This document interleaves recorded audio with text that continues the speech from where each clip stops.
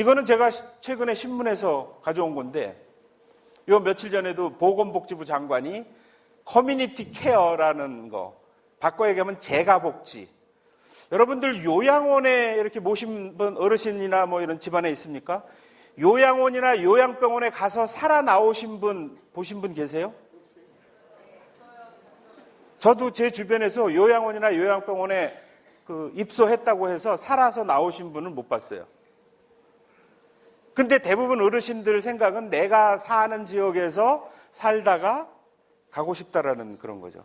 근데 대부분 다 직장이나 여건이 안 되니까 그러한 집단시설에 지금 수용을 할 수밖에 없는, 이게 그 대한민국의 큰 문제이긴 해요. 그래서 이런 것을 지금 재가복지, 이 주거를 중심으로 여러 가지 의료시설이라든지 지역사회 참여라든지 다른 이런 서비스들을 재가복지 시스템으로 좀 가져가야 되겠다. 이런 요양원이나 요양병원으로만 보내는 게 능사가 아니다. 여러 가지 인권 침해적 소지도 있고. 그래서 이제 이러한 것들을 보건복지부에서 정책으로 가져가겠다.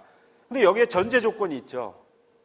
지역 주민들끼리 좀 아는 관계망 형성이 되어 있는가. 또 끼리끼리 좀 무엇인가를 해볼 수 있는 이웃과의 그런 신뢰? 뭐 이런 것이 형성이 되어 있는가. 여기에서 크게 이제 갈라지는 거죠. 지금은 공동체가 다 파괴되어 있고 이웃 간에 서로 모르는 상황이기 때문에 이제 이러한 것들을 조금 복원해야 되겠다. 공동체를 좀 살려야 되겠다라고 하는. 그래서 이 저출산 고령화 사회가 지금 심각하게, 지금 수원도 전체 125만 인구 중에 65세 이상의 노인 인구라고 하는 그 연령층이 9.3% 정도 됩니다. 근데 베이비 부머 세대라고 좀 들어보셨죠? 65년생부터 55년생까지를, 63년생까지구나. 베이비 부머 세대라고 해요. 65세 이상 고령 인구가 9.3%인 거에 비해서 베이비 부머 세대가 12.3%예요. 더 많아요. 노인 전체 인구보다. 우리가 길 가다가 발에 치이는 게 58년 개띠라고. 여기 58년 개띠 죄송한데 저도 베이비 부머이기도 하고. 그만큼 우리가 콩나물 교실을 이끌었고 입시 지옥을 이끌었던 우리의 기성세대들이 지금은 다 이제 퇴직을 해 들어가는 시기예요. 그래서 수원 인구도 베이비 부머가 12.3%면 더 많거든요. 근데 이분들이 몇 년 지나면 다 고령 인구로. 노인 수당제 65세 이상 되면 지하철도 무료로 타고 뭐 그러니까 좋을 것 같죠? 안 좋을 것 같아요? 그 망감이 교차한다고 그러더라고요. 어떤 분이 나 65세 돼서 이제 지하철 무료로 탄다고 그러니까 기분이 좋은 것 같으면서도 한편으로는 씁쓸해요. 근데 이게 국가적으로도 그렇고 수원시로도 그렇고, 그러니까 이 복지 문제가 심각한 거죠. 그래서 이거를 동네 중심별로 생활권 단위별로 뭔가 서로 자원들을 연결하고 집에서 생활하시면서, 또 아니면 요즘 시골 같은 데 가면 할머니 할아버지들이 겨울에 마을회관에 직접 모여서 그 군청에서 연료비도 지원하고 부식비도 지원하고 간식비도 지원하면서 한겨울을 같이 사십시오 이래요. 예. 자식들도 없고 할머니 할아버지 고령자들만 남아있는데 문제는 또 절약한다고 그 추운 때도 보일러도 안 틀고, 보일러 아들이 사주면 뭐해? 안 트는데. 그래서 동사하거나 홀라오 계시다가 좀 안 좋은 일을 당할 것 같아서 그걸 군 정책으로 예산을 지원하면서 아예 한겨울에 그래서 같이 어울리고 밥해 먹고 뭐 그죠? 그러니까 지금 우리도 사실은 이 초고령 사회로 이미 진입했는데 이런 부분들을 동네 단위별로, 물론 이제 그것도 공간이라든지 뭐 이런 그 생활을 같이 할 수 있는, 지금 저 수원도 빈집이 많이 늘어나고 있어요.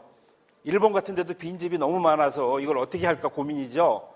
지금 우리가 주택난 이야기 하는데 농어촌은 말을 할 것도 없이 도심지에도 지금 서울시에도 빈집이 구시가지 이런 데는 지금 막 늘어나거든요.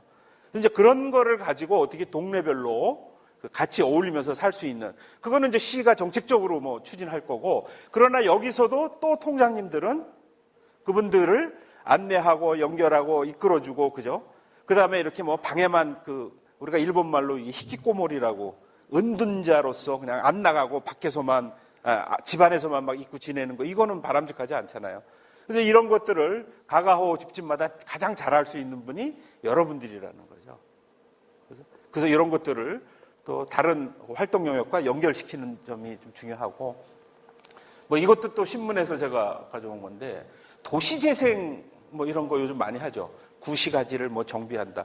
근데 여기 신문 기사가 뭐냐면 이거예요. 보건복지부, 행정안전부, 국토교통부 3개 부처는 지역 주민들이 원하는 돌봄, 의료 서비스를 맞춤형으로 지원하고, 그죠? 이를 위한 공간을 조성하기 위해 서울 강진구에서 업무 협약을 체결했다. 3개 부처가. 그러니까 이게 융복합적으로 이제 부처 간의 그 업무를, 그죠? 도시 재생적 관점에서 거기에 돌봄과 도시 재생과 이런 주민 자치적 영역을 같이 통합을 해야 되겠다. 바꿔 이야기하면 마을 공동체 생활권 단위별로 이러한 것들을 조금 형성을 해야 되겠다. 지금은 다 각자 그냥 공동체 의식이라든지 뭐 우리 같이 어울려 산다라고 하는 이런 것들은 부담스럽고 그냥 문 닫고 딱 집에 들어가 앉아 있으면 세상 편하죠. 간섭하는 사람도 없고.